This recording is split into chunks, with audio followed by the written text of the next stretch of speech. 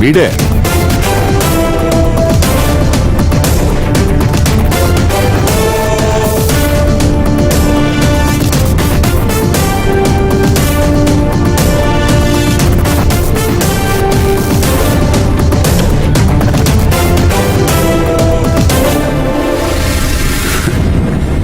ప్రపంచం చాలా చిన్నది, మొత్తం ఒక చోటే చేరాం. ఎలా ఉన్నారు? అయినా నాతో మాట్లాడాలంటే తనెందుకు తీసుకురావటం? ఓ మాట చెప్తే నేనే వచ్చాను కదా. నువ్వు బయలుదేర్చారు, నేను కాసేపు మాట్లాడి వచ్చేస్తాను. ఉండని, ఇక్కడ జరిగేదంతా చూడని.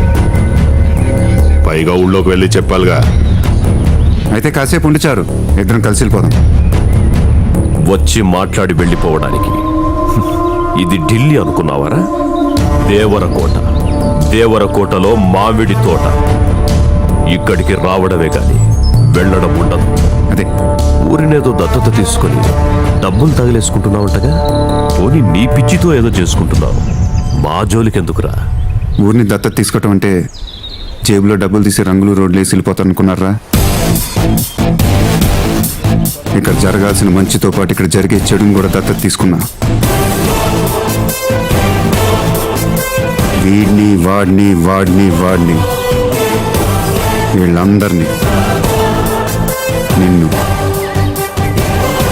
నీ తమ్ముడిని, మొత్తాన్ని దత్తత తీసుకున్నాను. సో పొలాల్ని లాక్కొనివ్వనంటావు? అయినా నేను వచ్చింది ఇప్పుడు దాకా మీరు లాక్కున్న వాటి గురించి మాట్లాడదామని. చీటీ రాసుకొచ్చా, 1-2 మర్చిపోతానని. జిల్లాలో 43 ZP హై స్కూల్ మరమ్మతుల నిధులు మింగేశారు, ఇచ్చేయాలి. 72 ZP రోడ్లు శాంక్షన్ అయితే అన్నీ మింగేశారు, ఇచ్చేయాలి.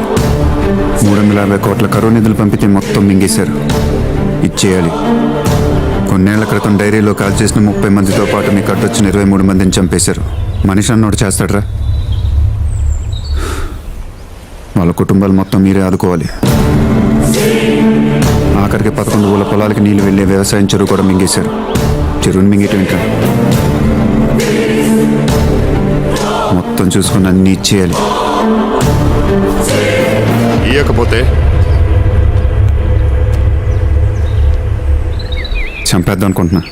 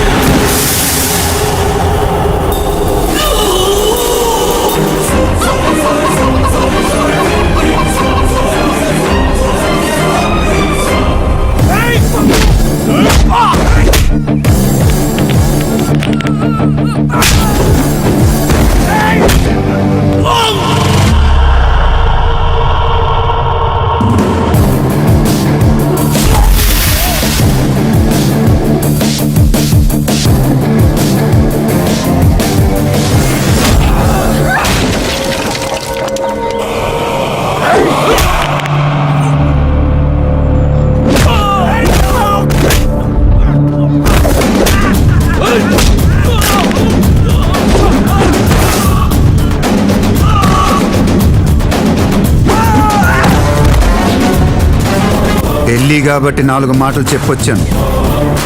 దేవరకోట, పైగా మారుమూల మామిడి తోట. లేపేస్తే అడిగే దిక్కు దివానం కూడా ఉండవు. రాచారు, రేయ్, ఊరి నుంచి చాలా తీసుకున్నారు, తిరిగిచ్చేయాలి, లేకపోతే లావు అయిపోతారు. ఎవడు కొడితే దిమ్మ తిరిగి